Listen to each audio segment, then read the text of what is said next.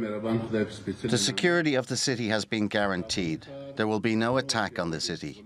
The big city and the power will be handed over to a temporary third party, and it is our duty to secure the city. Don't be victim of their propaganda.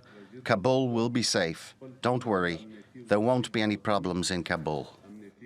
Fraidon Barakzai is a former Afghan Deputy Minister of Borders and Tribal Affairs. He joins us now from Istanbul. Thank you so much for joining us, Fraidon. Firstly, can I get your reaction to the Taliban's advances in Afghanistan? They have entered the capital, Kabul. It looks like negotiations are underway there. What's your reaction to what's happening in your country? Thank you very much. First of all, I want to extend my condolences for the flooding and the victims of the floodings in Turkey. And also I pray for my country, for my countrymen in a very sensitive period of the history of Afghanistan. Coming to your question, yes, the situation in a populated Kabul city with a population of more than 6 million people is not a good condition. There is panic and the people are in a panic, and it seems that there is a vacuum of power, or at least there is a chaos.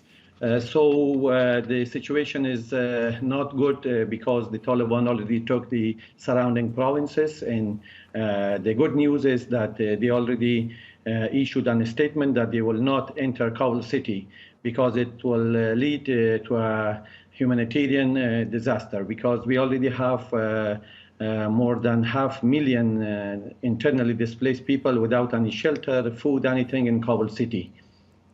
Yes, and how did it get to this point? You worked as a deputy minister under the Afghan government. I think a lot of people are in shock at just how quickly the Taliban managed to advance across Afghanistan and now to the capital, Kabul. How has the government failed to secure the country? Yeah, you are right. To be honest, I want to tell you that there are a lot of uncertainty that the history will answer to that and the time will show, because a lot of issues are going on out of control of Afghans behind the scene.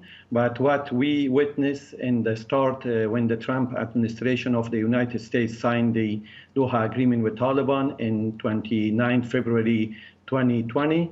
And after that, when Joe Biden also announced unconditional withdrawal of US and allies forces from Afghanistan, everything changed in the dynamic of military situation in Afghanistan is very fast in changing from hour to hour. First, in the start, in the beginning of the issue, there was a mood of resistance against the attacks of Taliban in Afghanistan. But when they took Herat city and they took influential commander Ismail Khan over there and they treated him very well. After that, they took Kandahar and also the stronghold of the north of Afghanistan, Balkh province or Mazar-e-Sharif. After that, everything changed and they came and took province by province, city by city. The main issue was that there was not fighting in a lot of the provinces because it was between Afghans and Afghans. And Doha Agreement also was the first time that Afghans sat together in one negotiation table. And I hope that the disaster of Afghanistan, which started from 1979, Russian invasion of Afghanistan, will come to an end with the help of international community, United Nations, Security Council, and also Turkey as a role model of Islamic countries, as a brother nation. Like in Turkey, we say that Kardeş milletleri, they will play a crucial role right now for the solution of Afghan question. And there are rumors that the United States military will leave Afghanistan within 22 hours. And also the meetings, of course, again, these are rumors that the meeting between the Taliban representatives and the Afghan government officials are going on inside the presidential palace in Kabul. I hope that there will be no fighting and no more bloodshed of Afghans, especially in a multi-safral Kabul city. Yes, as you say, it does look like the two sides are currently locked in talks for a peaceful transition of power. Do you accept that the Taliban will control the whole of Afghanistan at this stage, and what impact will that have on Afghan society? In my opinion, it will be good for Taliban and for all Afghan influential leaders to come together and to find a solution for Afghan question. Otherwise, as we saw in the past, that Taliban was in control of Afghanistan and there was no international recognition for them. Right now, Afghanistan is changed. We have a lot of educated people, good infrastructure.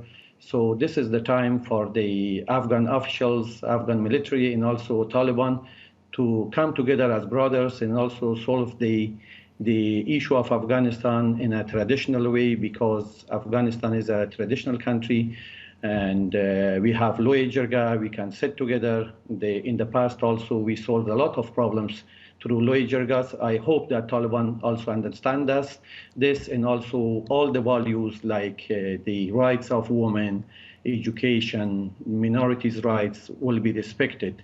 So through a transition and inclusive government, I hope that the ex-president of Afghanistan, His Excellency Hamid Karzai and Dr. Abdullah are now busy to facilitate a smooth transition of power in Afghanistan.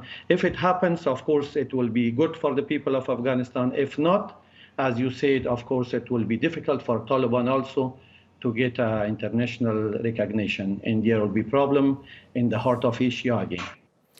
Okay, Fraidon Barakzai, former Afghan Deputy Minister. We will have to leave it there, but thank you so much again for joining us on TRT World.